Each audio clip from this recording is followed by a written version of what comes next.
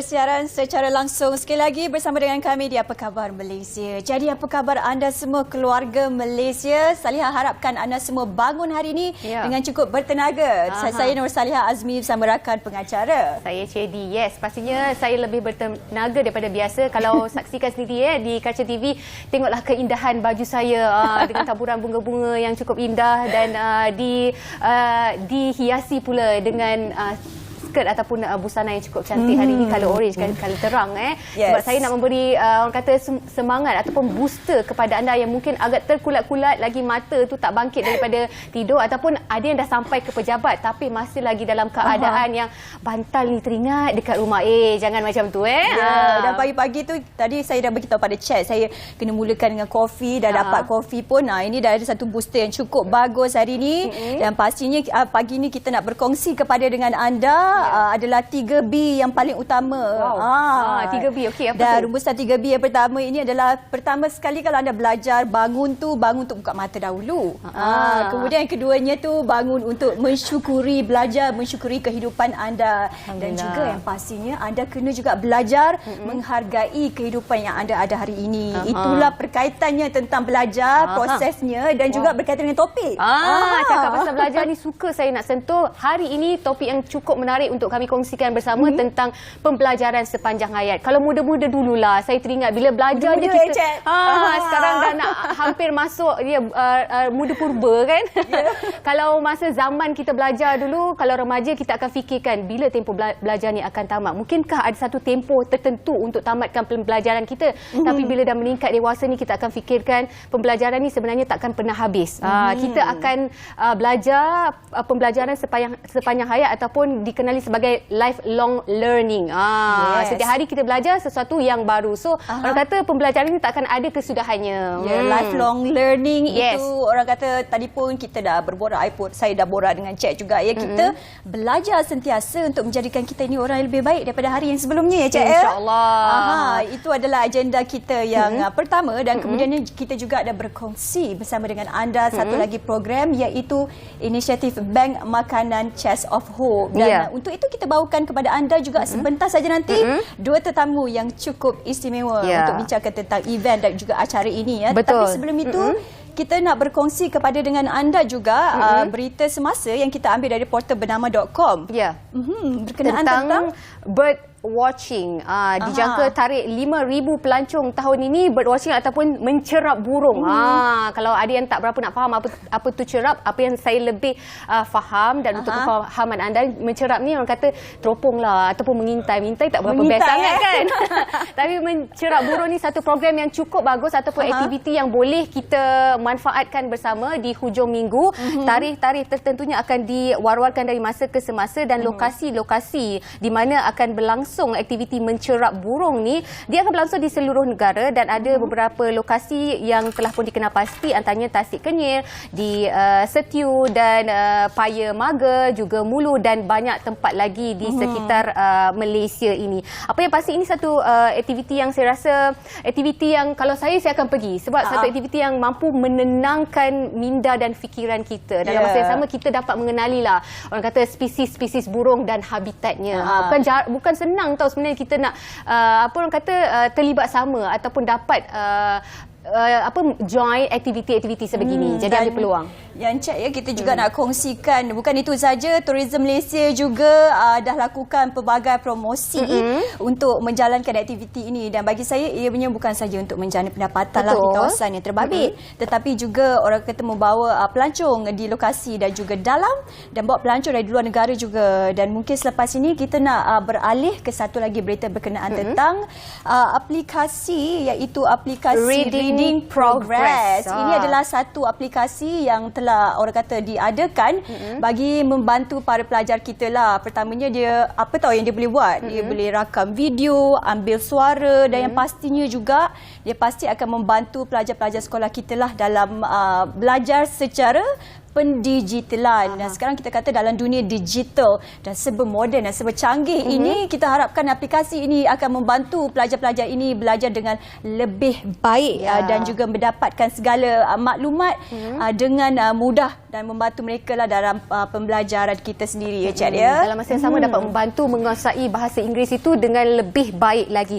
Baiklah, kita bergerak ke cerita yang seterusnya ini. Ini menarik. Mungkin dinantikan oleh pengkarya ataupun penggiat seni tanah air kita sendiri, bukan sahaja mereka yang berada di hadapan kamera, tapi di belakang tabir juga turut diberi pengiktirafan, di mana Anugerah Sri Angkasa 2022 kembali lagi. Wah. Ya, kembali mewarnai. Kalau sebelum ini diadakan pada tahun last kali pada tahun 2016, kali ini muncul kembali selepas kita melalui fasa pandemik COVID-19. Kali ini dijangkakan lebih gilang gemilang dan meriah, di mana Anugerah Sri Angkasa yang berprestij ini seperti yang untuk anda ketahui telah diadakan pada awal tahun 1972 lagi telah dimulakan ya, sebagai satu pengiktirafan kepada daripada kerajaan melalui Kementerian Komunikasi dan Multimedia untuk memberi pengiktirafan kepada karyawan kita, penggiat seni, pemain industri, khususnya macam mereka yang berada di depan TV, belakang tabir, producer ataupun penerbit TV maupun radio, juga pengamal-pengamal media kita. Dan kabarnya tahun ini diadakan juga kategori radio dan juga kategori TV, yang pastinya ada satu kategori yang baru, iaitu kategori media baharu. Dan itulah orang kata perkongsian yang kami harapkan memberikan anda informasi, dan kita akan bergerak untuk saksikan ramalan cuaca. Ya, tak sabar sebenarnya. Dan juga berita semasa dari DBB. Untuk rakan tugas, silakan.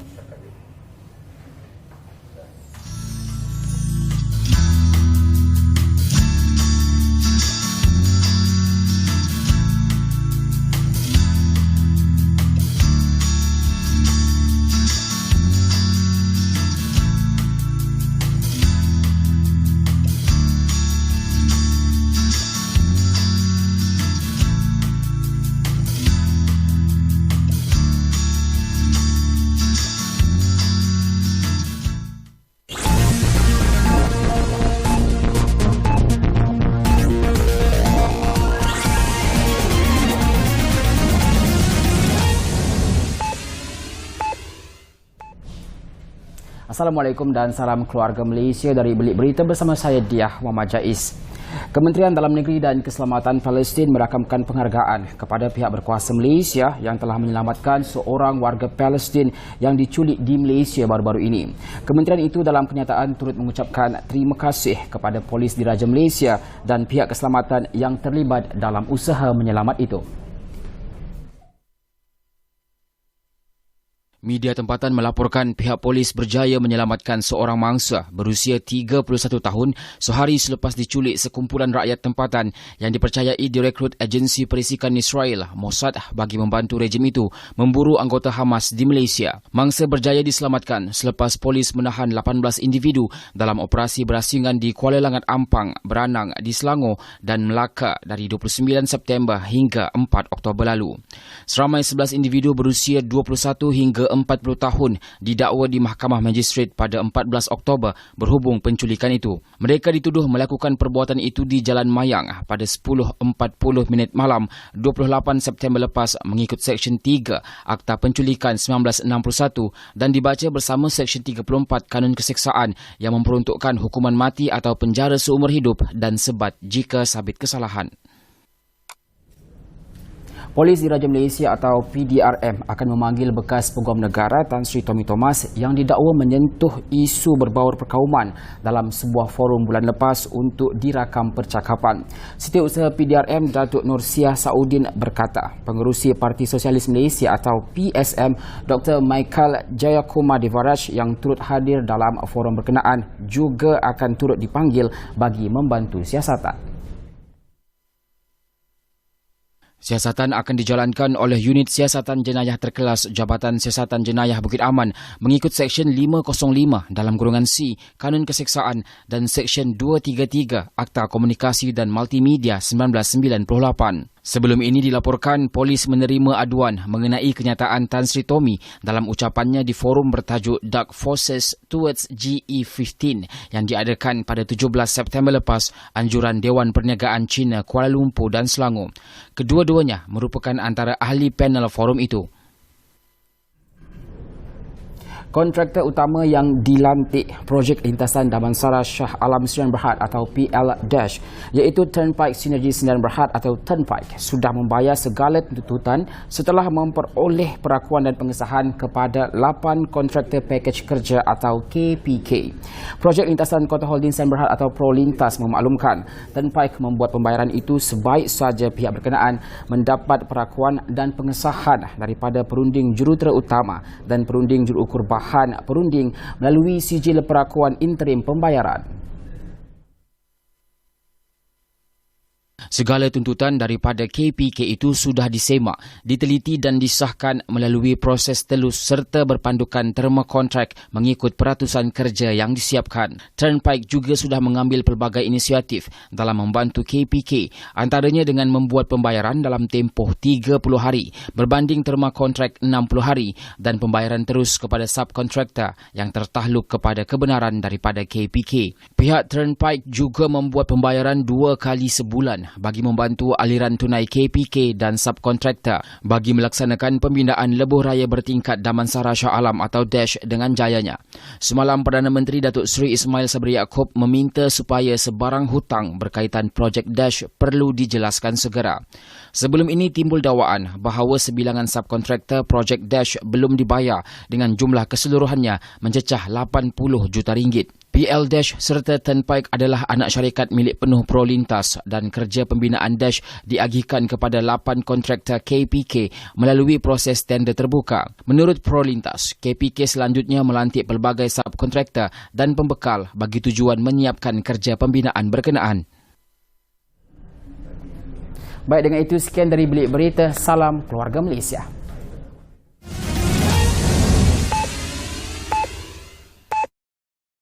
Kecemasan, boleh saya bantu? Encik, ada motor aksiden lah dekat sini, Encik. Langgar gajah kot. Encik, ada kebakaran lah di alamat 5 Jalan Tembikai Shah Alam. PGO dari FRT Shah Alam didapati tiada kebakaran berlaku di sini. Over.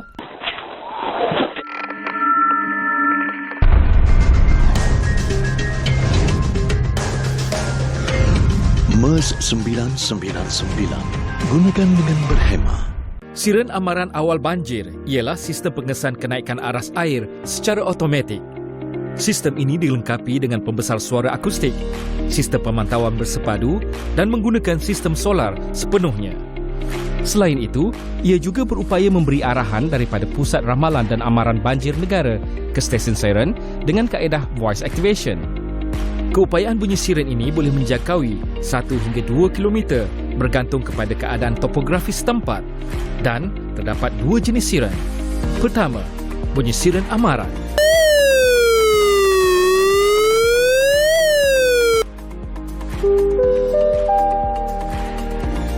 Amaran. Air sungai telah melebihi aras amaran. Semboyannya kedengaran apabila air sungai melepasi aras amaran dan penduduk diminta bersiap sedia untuk berpindah. Kedua, bunyi siren bahaya.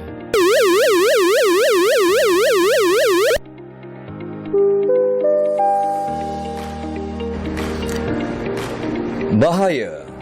Air sungai telah melebihi aras bahaya. Ia diaktifkan setelah air sungai melepasi aras bahaya dan penduduk diminta untuk berpindah serta-merta.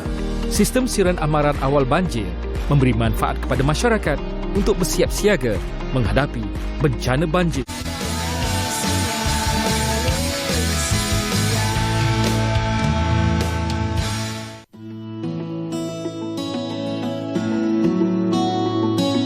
Bertempat di Padang Kota Seribong, telah berlangsungnya satu pertandingan yang julung kalinya diadakan bagi memperkenalkan seni instalasi atau pemasangan kepada masyarakat umum, khususnya pelajar dan orang ramai yang kebanyakannya tidak pernah melihat orang-orangan di sawah. Seramai 40 peserta yang terdiri daripada ahli persatuan dan orang awam telah berjaya menghasilkan lebih dari 400 orang-orangan sempena pertandingan dan pameran seni instalasi anjuran Persatuan Seniman dan Warisan Pesta Kelantan. Patung yang dihasilkan menggunakan bahan terbuang seperti ranting kayu dan baju terpakai itu lazimnya diletakkan di tengah sawah untuk menakut-nakutkan burung yang mengganggu tanaman padi. Dalam pada itu, Presiden Pesta Kelantan, Azman Daud berkata, pertandingan yang julung kalinya diadakan itu menawarkan hadiah terkumpul berjumlah RM20,000 telah berjaya menarik minat para peserta bagi kategori individu dan berkumpulan. Sementara itu, Nik Abdul Aziz Nik Muhammad yang memenangi tempat pertama dan ketiga bagi kategori individu berkata, konsep orang-orangan yang beliau hasilkan adalah untuk mengingatkan orang ramai tentang solat dan falsafah Melayu ikut resmi padi, makin berisi, makin tunduk.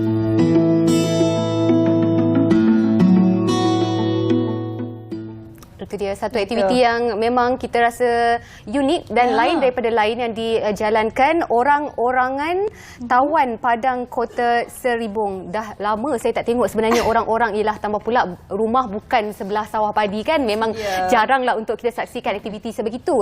Jadi itu antara pengisian yang cukup menarik. Terima kasih rakan setugas kita yang telah turun ke Padang untuk sediakan VT yang cukup menarik itu. Dan bagi saya ini bukan saja orang-orang jugalah cek kan, dia ada nilai yang nak disampaikan itu kan.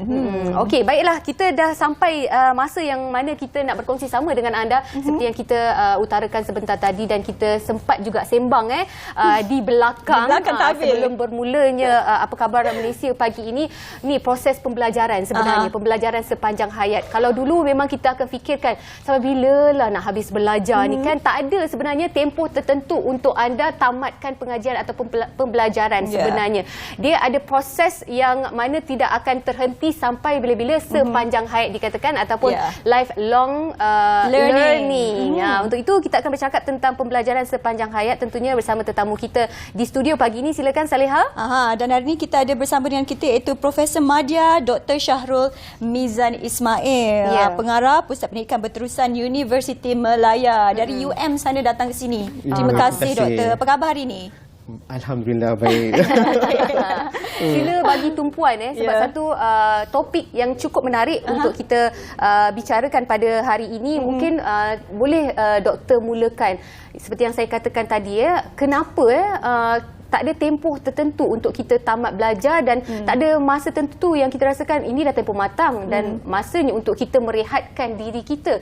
Tapi bagaimana pada pandangan doktor pembelajaran sepanjang hayat ni sendiri? Baiklah, saya rasa saya mulakan dahulu dengan memberikan sedikit penjelasan tentang matang dan berehat daripada belajar tu, kerana kita melihat belajar tu dari segi sudut formal, pendidikan formal di sekolah ataupun di universiti.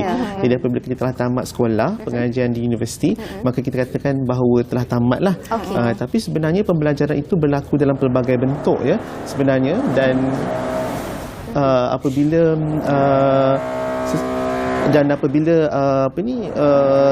kita melihat pembelajaran itu dalam pelbagai bentuk, maka sebenarnya pembelajaran itu tidak akan berhenti, kerana selepas sekolah masih lagi boleh berlaku timba pengalaman dengan kaedah-kaedah lain seperti menghadiri bengkel ataupun mendengar ceramah ataupun menonton YouTube dan juga berdiskusi dengan kawan-kawan. Jadi sebenarnya kalau kita melihat pembelajaran dari perspektif yang berbeza seperti itu, ia akan memberikan kita satu gambaran bahawa memang pembelajaran itu tak akan habislah sampai bila-bila. Tiga sebab mengapa saya katakan bahawa tidak akan tamat, kerana pertama sekali formal education ataupun saluran pendidikan formal di sekolah dan di universiti itu sebenarnya tidaklah 100% berjaya untuk menghasilkan dan memastikan semuanya mendapat apa yang sepatutnya mereka dapat. Kajian daripada UNESCO menunjukkan bahawa walaupun kita ada formal education, 658 juta golongan dewasa masih lagi illiterate.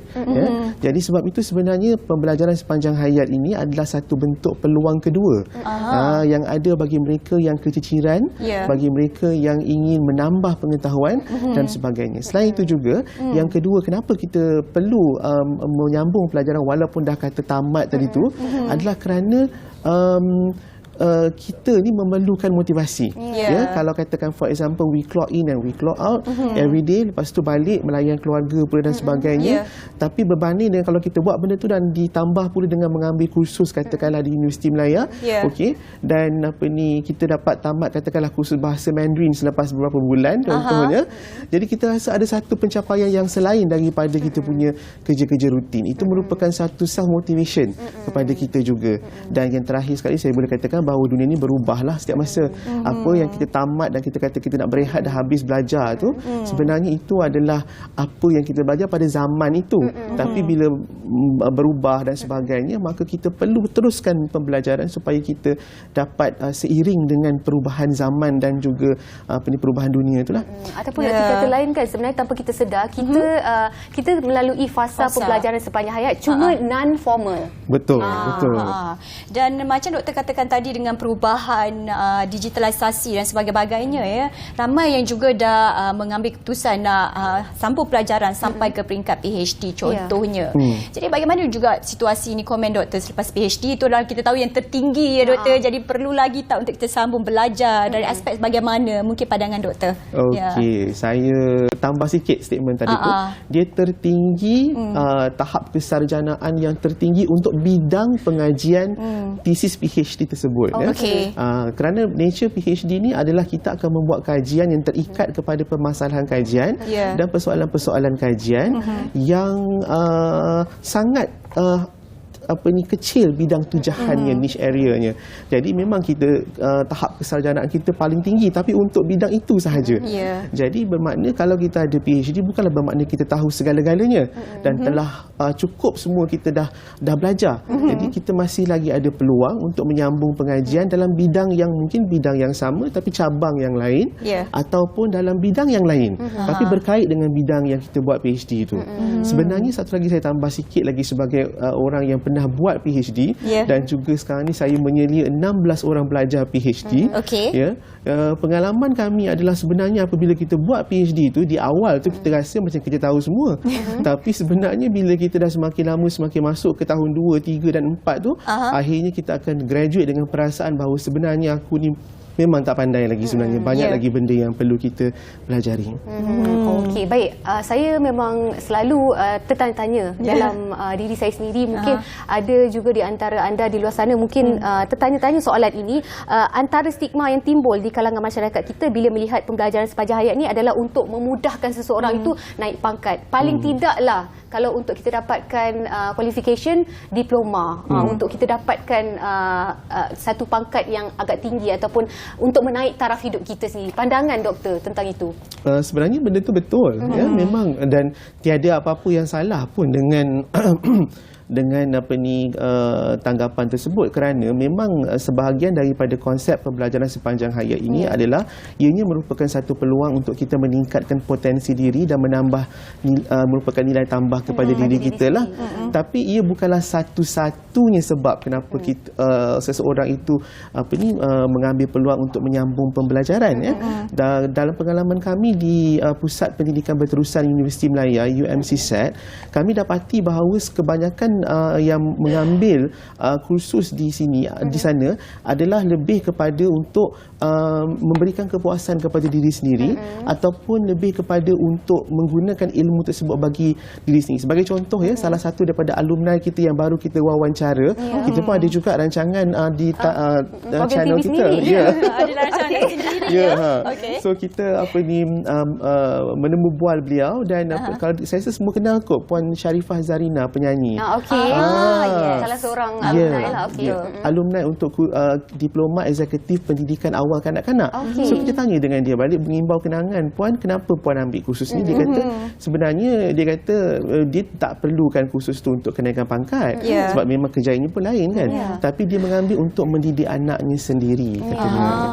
Dan satu lagi contoh saya boleh bagi adalah semasa saya berkhidmat di UKM, kita ada satu program pembelajaran sepanjang hayat Sijil Eksekutif Undang-Undang dan Masyarakat yang dikeluarkan oleh Fakulti Undang-Undang, dan alumni kita adalah Tuan Esma Daniel yang merupakan pelakon. Dan bidang lakonan dengan bidang undang-undang yang sebenarnya tidak ada satu kaitan langsung lah.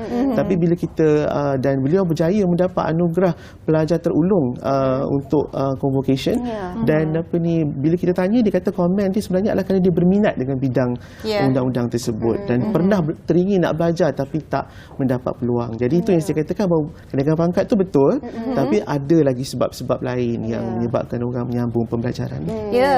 Itulah komen doktor kan, orang kata pembelajaran ini tidak akan pernah berhentilah, satu proses yang berterusan. Orang kata yang penting kita perlu ada kemahuan dan juga ingin menjadikan diri kita lebih baik dan kita dengan itu nak berehat sebentar, ambil nafas dulu, kembali selepas ini.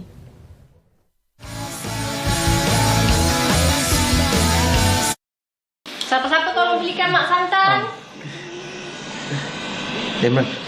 Ya. Mak minta tolong tu. Disuruh ayah kan? Ayah pula. Kau lah. Asyik main game je ni. Yelah. Duit ya? Duit? Biar dikawal oleh ayah tu. Okey.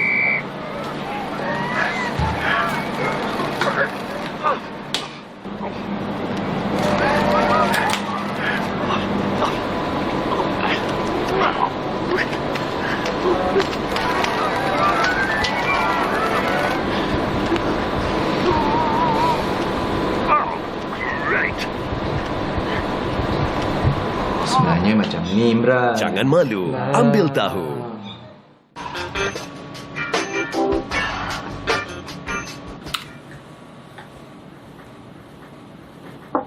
Imran.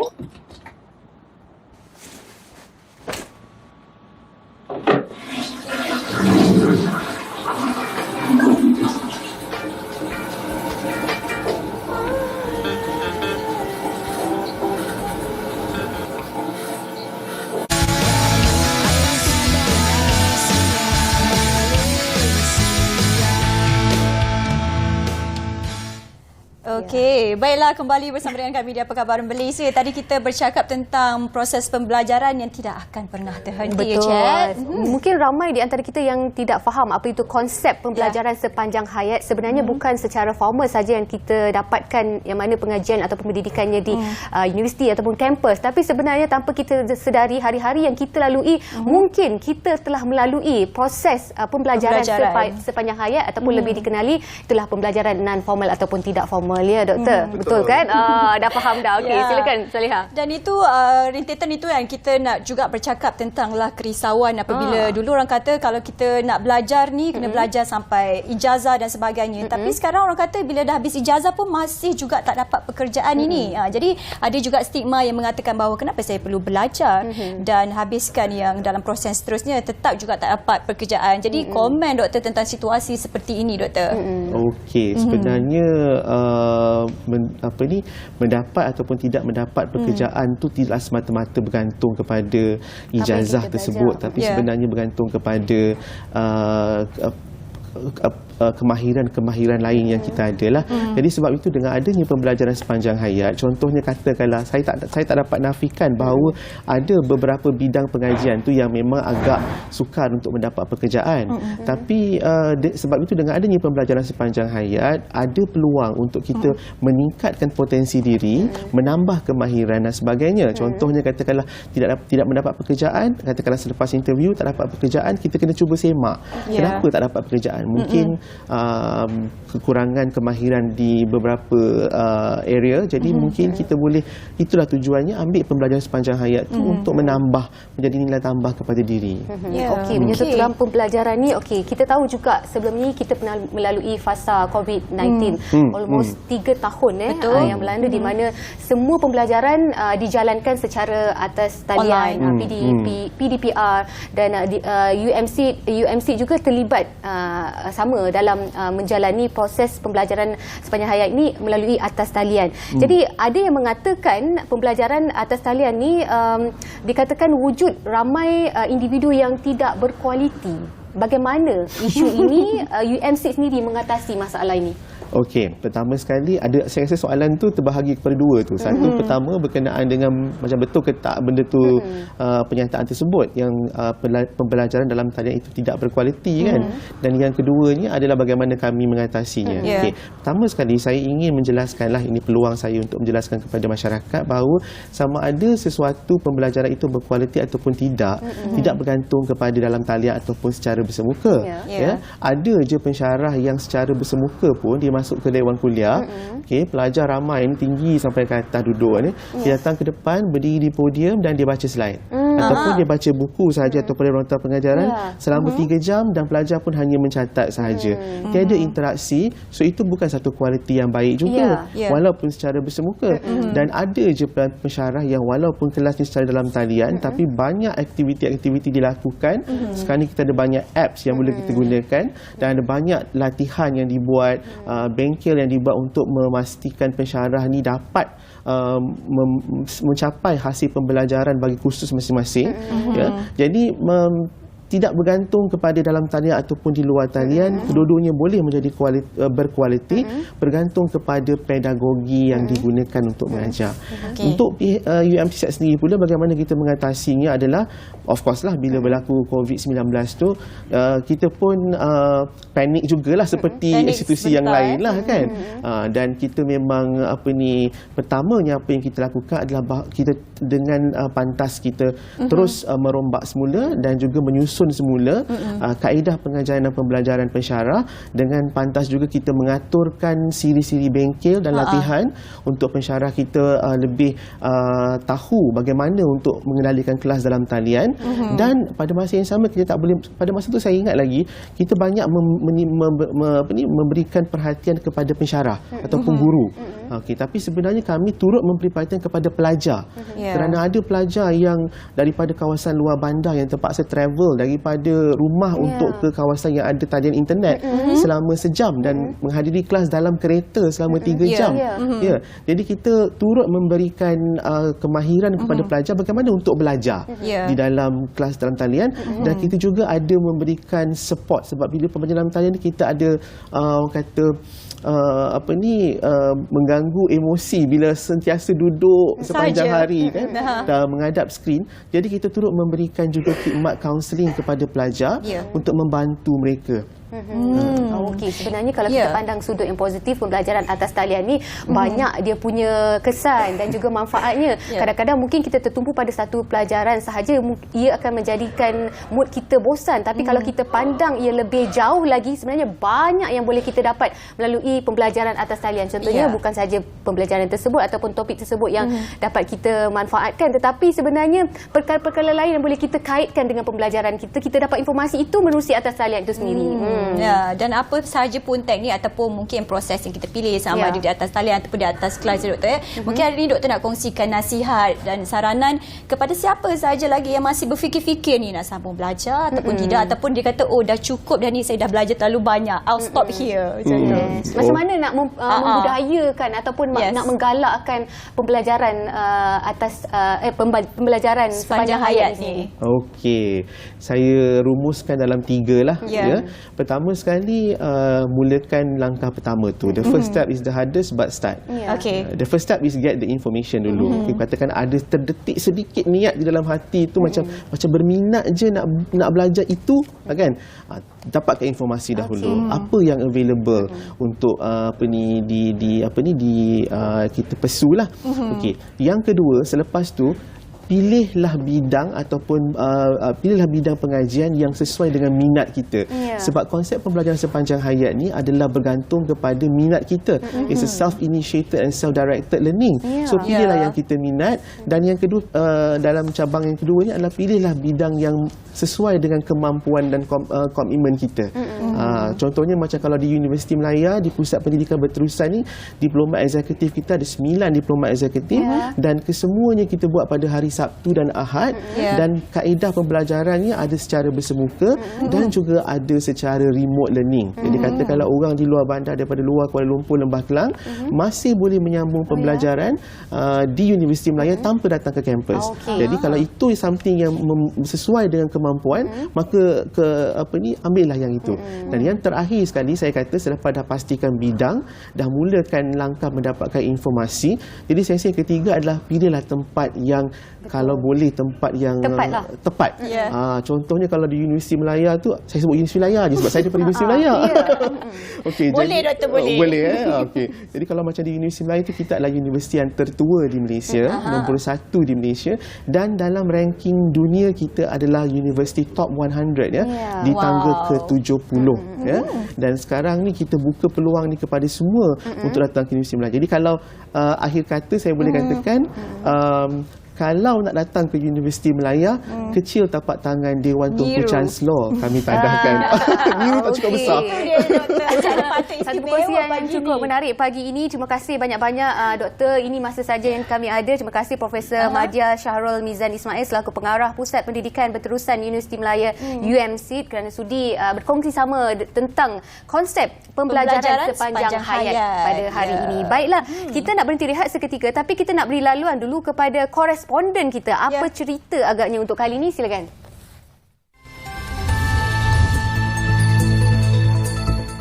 Baiklah, terima kasih. Seorang lelaki warga Emas selamat manakala anak lelakinya dilaporkan masih hilang selepas bot D90 mereka karam di perairan Pulau Bohe Dulang di Semporna baru-baru ini. Dan mangsa yang hilang berumur 22 tahun pada ketika itu bersama bapaknya 66 tahun ke lokasi kejadian pada 5.50 petang untuk memancing ikan. Bagaimanapun, bot mereka mengalami kerosakan enjin dan tiba-tiba berlaku ribut sehingga menyebabkan bot mereka karam. Ketika kejadian, bapa mangsa berjaya berpaut pada serpihan bot sebelum diselamatkan oleh penduduk kampung Tarapuli. Dan Ketua Balai Bomba dan Penyelamat Air Semporna Faisal Ahmad berkata 5 anggota serta pegawai bomba bersama sebuah bot digerakkan ke lokasi kejadian bagi operasi dan mencari dan menyelamat mangsa. Dan sehingga kini mangsa menurutnya masih belum ditemukan dan operasi mencari dan menyelamat sedang giat dijalankan di sekitar perairan Semporna. Dan sementara itu, 5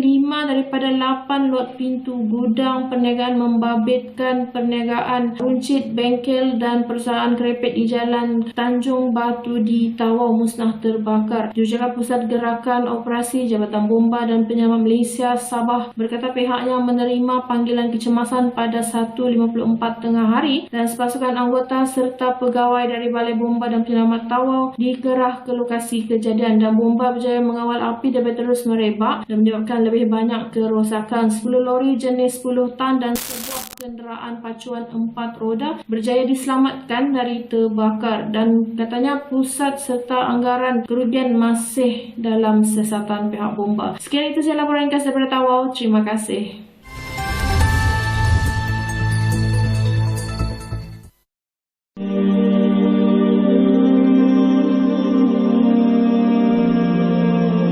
Allahumma inni a'udzubika minal barasi wal junun wal juzam wa min sayyi'il asqam. Ya Allah, wahai Tuhan kami mohon perlindungan-Mu dari segala penyakit sopak, gila, penyakit kusta dan dari segala penyakit-penyakit yang berbahaya. Ya Allah, wahai Tuhan kami, sesungguhnya kami ini sangat lemah, ya Allah. Tidak ada daya dan upaya melainkan dengan bantuan dan pertolongan-Mu, ya Allah. Ya Allah, wahai Tuhan kami, angkatlah wabak ini daripada kami, jauhkanlah dia daripada kami. Ya Allah, wahai Tuhan kami, sembuhkanlah sahabat-sahabat kami, jiran tetangga kami, masyarakat kami daripada penyakit ini. Sembuhkanlah penyakit mereka, ya Allah. Ya Allah, wahai Tuhan kami, ampunkan dosa-dosa kami, ya Allah. Ya Allah, wahai Tuhan kami, ampunkan dosa kedua ibu bapa kami, ya Allah. Ya Allah, wahai Tuhan kami, ampunkanlah dosa setiap kaum muslimin, ya Allah. Ya Allah, selamatkanlah kami dunia dan akhirat.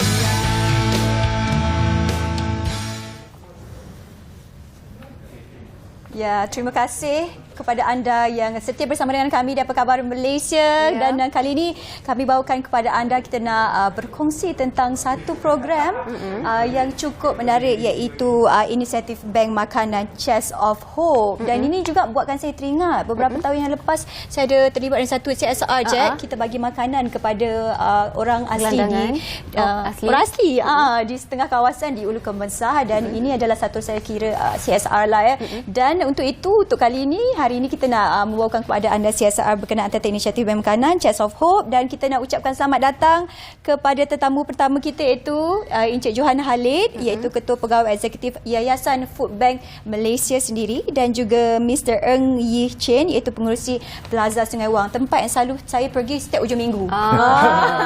Jadi kali ini kena juga turut terlibat samalah kalau berkesempatan saya. Okey, menyentuh tentang program inisiatif Bank Makanan Chest of Hope ini, kita mulakan dulu dengan Encik Johan sendiri. Mungkin boleh kongsikan bersama dengan kami secara ringkas mengenai tujuan dan hala tuju untuk program yang dijalankan ini oleh Yayasan YFBM ini.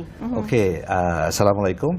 Yayasan Food Bank Malaysia, misi utama kita adalah zero hunger, iaitu sifar kelaparan. So, jadi kita mengumpul makanan, kita mengumpul lebihan makanan, dan kita akan edarkan kepada insan yang memerlukan. Dan satu lagi misi kita adalah mengelak pembaziran makanan. Yang berlebihan. Kan, itu yang banyak berlaku dalam masyarakat kita tanpa sedar. Diberlakukan pembaziran makanan. Jadi usaha kita ini adalah selari dengan SDG 2, iaitu Zero Hunger. SDG ini Sustainable Development Goals yang dianjurkan oleh PBB. So SDG 2 ini adalah Zero Hunger. Jadi kita nak mensasarkan supaya tidak ada kelaparan dalam komuniti kita.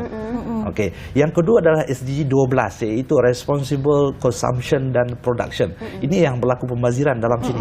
Jadi kita nak bagi maklumat kepada masyarakat supaya setiap makanan yang lebihan itu ada pihak yang boleh terima.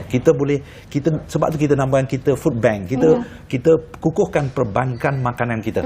So kita tengok pendeposit kita adalah penerima makanan, dan pelanggan kita adalah penerima makanan. Jadi dalam penerima makanan ini kadang-kadang kita nak terlampau ramai, jadi kita gunakan perantaranya adalah NGO yang mana boleh memohon daripada kita, dan mereka akan hantar kepada golongan sasar yang boleh diberikan. Jadi sebab tu kita kena berkolaborasi dengan banyak pihak. Salah satunya dengan Sungai Wang Plaza inilah. Yang disebutkan oleh Encik Johan tu kan, kolaborasi, dan kita nak kepada Mr. Eng Yih Chen sebagai pengurusi Sungai Wang Plaza sendiri. Saya pasti ini bukan kolaborasi yang pertama untuk program-program CSR sini. So komen bagaimana untuk kali ini penganjurannya? Inisiatif Food Bank Chest of Hope ni merupakan program tanggungjawab social corporate yang dijalankan oleh Sungai Wang Plaza bagi menyokongkan malamat SDG 2 dan SDG 12. Ini merupakan antarabangsa usaha Sungai Wang Plaza membantu YFBM dalam menangani isu lebihan makanan. Program inisiatif ini berbagi konsep kepada dua konsep. Konsep pertama, sumbangan secara fizikal melalui pusat pengumpulan food bank terletak di Concourse level Sungai Wang Plaza. Concourse level itulah bawah tu Pusat ini akan mengumpulkan pelbagai makanan sumbangan seperti makanan asas, barangan penjagaan diri dan keperluan harian. Konsep kedua, sumbangan secara digital melalui imbasan QR code dalam platform media sosial rasmi, iaitu Facebook sama Insta Sungai Wang Plaza dan YFBM. Untuk maklumat lanjut di situlah kita boleh perolehi untuk mungkin memberikan sumbangan kepada yayasan untuk kita agihkan kepada mereka yang memerlukan. Dan seperti yang Cik Johan katakan tadi misi utama ataupun perkara asas yang dititikberatkan daripada Yayasan Food Bank Malaysia ini sendiri adalah untuk mengatasi masalah lebihan makanan. Dan untuk sasarannya bagaimana untuk memberikan lebihan makanan ini kepada siapa sebenarnya dan adakah jumlah tertentu untuk diagihkan? Okey, dia begini. Secara maklumat amnya kita beritahu setiap hari Malaysia kita menghasilkan sisa pejal sebanyak 38,000 tan setiap hari. Okey. Hampir 50% daripada sisa pejal itu 17,000 tan adalah sisa makanan. Daripada 17,000 sisa makanan itu sebanyak 4,000 tan pula adalah sisa makanan yang boleh dielakkan. Sisa makanan yang boleh digunakan, yang boleh dimakan. Jadi kita 4,000 tan tu bayangkan kita boleh beri makan kepada 3 juta orang 3 kali sehari makan. Jadi kita membazir terlampau banyak makanan. Jadi kita mengumpul lebihan makanan daripada industri makanan. Kita tengok ramai banyak industri dalam negara kita yang menghasilkan makanan. Apabila makanan yang dihasilkan itu hampir luput, contohnya lagi 3 bulan nak luput, dah tidak ada nilai di pasaran. Tidak ada nilai. Dan supermarket tak mau terima, kedai rujuk tak mau terima lagi. Jadi dia orang terpaksa lupuskan. Lupus itu adalah satu kos kepada dia orang. Jadi kita kempenkan kepada industri ini supaya benda yang hampir luput itu serahkan kepada kita supaya kita agihkan kepada masyarakat kita yang memerlukan. Masyarakat yang memerlukan dia tidak kira sangat tentang tarikh luput itu. Kan dia memerlukan makanan. Jadi kita akan kumpulkan, kita akan edarkan bukan setakat di Lembah Kelang. Kita kumpulkan di seluruh Malaysia. Itu yang kita buat. Kan sebab tu kita ada akta. Yang sebenarnya ada akta dalam industri ini itu akta 826. Dia panggil Akta Perlindungan Penderma Makanan. Okay, akta ini diwartakan pada 10 Februari tahun 2020 melindungi dan memberi keyakinan kepada penderma makanan sekaligus menggalakkan aktiviti sumbangan supaya mereka rasa yakin. Kadang-kadang tu mereka tak mau menderma, dia orang takut bagi makanan itu nanti apa jadi kepada pengguna akan disalahkan kepada mereka. Tapi akta ini memberi liability dan mengelakkan benda itu. Mereka tidak akan didakwa jika pengguna itu sakit atau meninggal dunia atau sebagainya. Tapi mereka mestilah dengan niat yang ikhlas.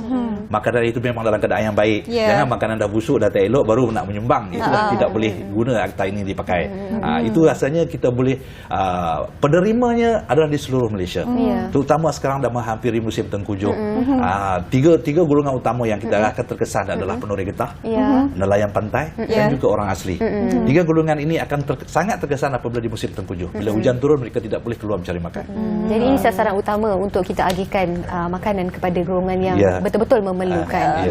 Dan saya kira itu juga persoalan yang pertama ialah bila kita memberi saluran dan juga bantuan itu yang pastinya bermula dengan niat kita lah kan. Yang niat kita tu yang penting untuk membantu dan kita nak berbalik pula nanti kepada Mr. Ng Ying juga Kita dah tahu sekarang ni dah nak sampai ke Christmas pula Dan selepas CSR ni adakah mungkin ada lagi CSR yang lain mungkin nak kongsikan bersama dengan kita? Oh ada, kita sambutan Christmas bersama anak-anak yatim dari salah sebuah pusat kebajikan yang berdaftar di bawah YFPM. Pada hari pelancaran Christmas bakal diadakan pada 6 hari bulan Disember. Anak-anak yatim ini akan disambut dengan pelbagai aktiviti workshop, festival dan juga ada diraihkan dengan dibawa mengelilingi bandar Kuala Lumpur atas menaiki bas Ho-Ho lah. Itu hop on hop tu menarik. Itu sempurna untuk CSR Christmas. Banyak sebenarnya aktiviti yang telah pun disusun atur dan persediaan awal untuk berjumpa dengan anda khususnya golongan yang memerlukan ini. Jangan lupa ramai-ramai untuk datang khususnya yang berdekatan pun boleh datang ke Plaza Sungai Wang untuk terlibat sama. Program itu juga akan turut disertai oleh pengurusi kami iaitu Yang Amat Mulia Tengku Zata Shah binti Sultan Selangor. Okey. Baik, sedikit lagi Cik Johan. Mungkin boleh Cik Johan ceritakan bagaimana pengalaman sebelum ini atas kejayaan Yayasan Foodbank Malaysia sendiri mengendalikan program ataupun anjuran CSR ini. Okey, kita wujud sebelum pandemik berlaku. Ketika sebelum pandemik berlaku, kita banyak dapat bekalan makanan lebihan sebab ada banyak event, ada banyak acara yang besar-besar. Okey, hotel yang besar-besar. So jadi banyak lebihan makanan yang kita boleh pungut. Bila berlaku pandemik pada tahun 2020 sehingga tahun 2021, semua industri ini tidak berfungsi. Jadi kita sukar untuk mendapatkan sumbangan bekalan makanan untuk kita edarkan kepada gelandangan dan kepada orang fakir miskin. Jadi kita terpaksa membuat kaedah lain macam mana mengumpul makanan. Dan itulah kita pergi kepada industri-industri pembuat makanan. Pembuat biskut, pembuat susu, pembuat sebagainya. Mereka juga pada ketika itu tidak dapat menjual makanan mereka. Jadi banyak makanan mereka dah hampir kepada tarikh luput. Jadi kita berkongsi dengan mereka, berkolaborasi, memberi perangan kepada mereka yang mereka boleh menerima kepada kita dan kita boleh hantar kepada penerima-penerima yang untuk pada ketika itu semua tidak ada pendapatan. Yang kita sedih pada ketika itu ramai daripada M40 menjadi B40. M40 menjadi B40, M40 menjadi B40. Mereka ini yang lebih terkesan daripada B40 sebab B40 ini diberi perhatian oleh sebanyak pihak, tapi M40 ini tidak diberi perhatian oleh sesiapa. Mereka juga merasa segan untuk keluar meminta dan jadi mereka terkesan dan tertekan. Banyak yang kita tengok yang ada penderaan berlaku semua dalam golongan M40. So insyaAllah bila keadaan dah jadi bertambah baik, so mereka dah kembali kepada kehidupan yang biasa dan sekarang kita tumbuh balik kepada B40 dan yang di bawah di lapisan bawah B40. Kita harapkan inisiatif program ini Cik berjalan dengan lancar dan baik hendaknya dan mungkin dia akan diadakan nanti dan kita nak tanya juga kepada Mr. Eng jugalah harapan dan bagaimana nanti kesiapsiaga ataupun dah bersedia ke macam mana untuk yang akan datang nanti program ini. Christmas ni jom ramai-ramai lah sekali dengan Sungai Wang Plaza, dengan YFBM sama-sama lah membantu golongan yang kurang bernasib baik.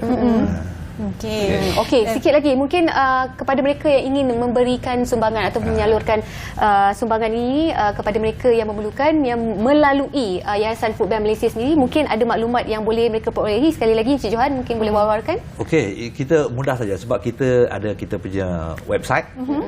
Website kita sangat komprehensif yang kita kalau masuk dalam website kita ada semua maklumat di situ. Bagaimana kita nak menyumbang, bagaimana kita nak terlibat sama, nak jadi sukarelawan, nak menghantar barangan, semua ada di dalam situ. Dan kita punya media sosial kita juga sangat aktif. Jadi kita boleh login kepada yfbm.org dan akan di situ. Jadi untuk program inisiatif dengan Sungai Wang Plaza ini, sebab Sungai Wang Plaza ini adalah satu mercu tanda yang unggul dekat Kuala Lumpur ni sejak sekian lama. Jadi di sana ada disebutkan chest tu sebenarnya peti. Atau satu peti yang untuk kita boleh sumbangkan makanan secara fizikal. Nak letak beras, nak letak minyak, nak letak gula, kita boleh menyumbang terus di Sungai Wang Plaza. Itu juga tadi kita nak tanyakan tadi, kenapa memilih nama Chest of Hope tu simboliknya Encik Johan tu kan? Simboliknya peti lah kan. Peti. Peti ni kadang-kadang ada harta yang dalam tu yang penting, yang berharga kepada golongan yang memerlukan. Bagi penganjuran kali ni mungkin ada tak juga pelibatan agensi lain yang bersama dengan Cik Johan sendiri? Penglibatan di sini selalunya kita bekerjasama dengan Angkatan Pertahanan Awam. Kita juga ada bekerjasama dengan Jabatan Kebajikan Masyarakat. Dan kita semua agensi kerajaan yang bersangkut paut kita akan jemput jugalah. Dari segi kaki tangan ataupun penglibatan sukarelawan ataupun mereka yang ingin membantu ataupun terlibat sama dengan Yayasan Foodbank Malaysia ni, adakah peluang itu masih lagi dibuka untuk sukarelawan? Bagaimana? Peluang itu terbuka sepanjang masa. Kalau login masuk kita punya website, kita memang ada satu borang kita menggalakkan orang ramai datang menjadi sukarelawan kita. Sebab kita setiap hari kita ada memerlukan tugas sukarelawan untuk packing barang, untuk penghantaran dan untuk juga untuk memaklumkan kepada orang ramai.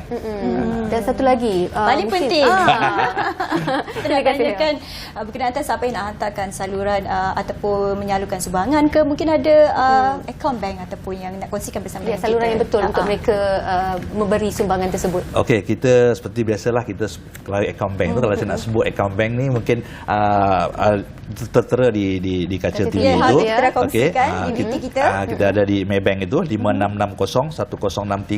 5660-1063-0584. Tapi untuk program bersama dengan Sungai Wang Plaza, sila masukkan reference kat situ, rujukan kat situ, Sungai Wang Hope. Dan kita tahu ini adalah kempen untuk sumbangan program untuk bersama Sungai Wang Plaza. Baik, Cik Johan, secara keseluruhannya mungkin apa harapan Cik Johan untuk kali ini? Ialah kita tahu pandemik melanda hampir 3 tahun tidak dapat dijalankan program-program sebegini, tapi masih lagi dijalankan, cuma kurang perhatian ataupun tumpuan pada pihak media. Mungkin kali ini bagaimana harapannya, lebih besar daripada sebelum ini? Kita tengok apabila berakhirnya pandemik, perniagaan syarikat korporat telah kembali kepada perniagaan biasa mereka, urusan biasa mereka. Jadi mereka mahu membina semula perniagaan. Bila membina semula perniagaan, mereka akan kecilkan dana untuk CSR. Mereka akan kecilkan ke arah menggunakan tenaga mereka ke arah CSR. Jadi satu cabaran kepada kita untuk memungut dana, untuk mencari barang sumbangan adalah satu cabaran kepada Yayasan Food Bank. Bukan hanya Yayasan Food Bank, juga badan-badan kebajikan yang lain. Jadi kita sekarang ini lebih kepada kena cari fundraising, funding online. Itu adalah satu platform yang terbaru yang lebih berkesan. Jadi individu pun boleh memberi sumbangan, bukan hanya berharap daripada syarikat-syarikat korporat saja. Jadi apa yang saya boleh katakan, untuk berkebajikan kita mesti berkumpulan. Untuk memberi kesan yang lebih, kita mesti berkawan. Jadi berpakat bantu masyarakat. Jadi supaya kita lebih berkat dan mendapat manfaat.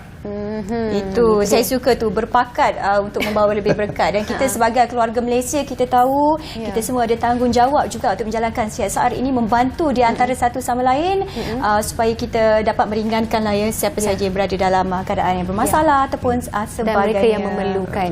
Okey, baiklah, terima kasih banyak tetamu-tamu kita pada hari ini menceritakan tentang CSR ataupun program amal yang bakal berlangsung tidak lama lagi di Sungai Wang Plaza. Terima kasih banyak-banyak Tuan Johan Khalid selaku Ketua Pegawai Eksekutif Yayasan Food Bank Malaysia, juga di hujung sana Encik Eng Ye Chen selaku Pengerusi Plaza Sungai Wang kerana kesudian meluangkan masa pada pagi ini bersama kami di Apa Khabar Malaysia. Dah pun sampai di penghujungnya, Salihah, sekejap saja masa berlalu. Terima kasih sangat atas perhatian anda dari awal rancangan sampai lala ni. Dah nak tutup tirai dah. Saya Shady. Saya selalu cakap bila masa yang manis tu sekejap saja. Dan saya Nur Salihah Azmi. Teruskan kesetiaan anda bersama dengan kami di Bernama TV. Assalamualaikum. Bye-bye. Hingga berjumpa lagi.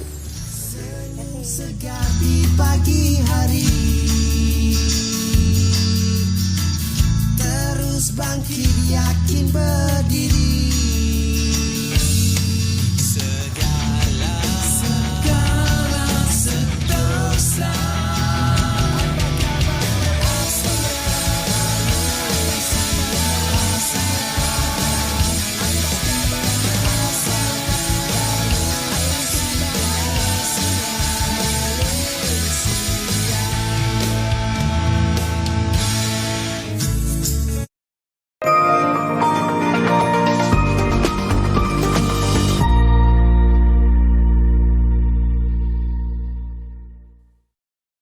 Kunjungi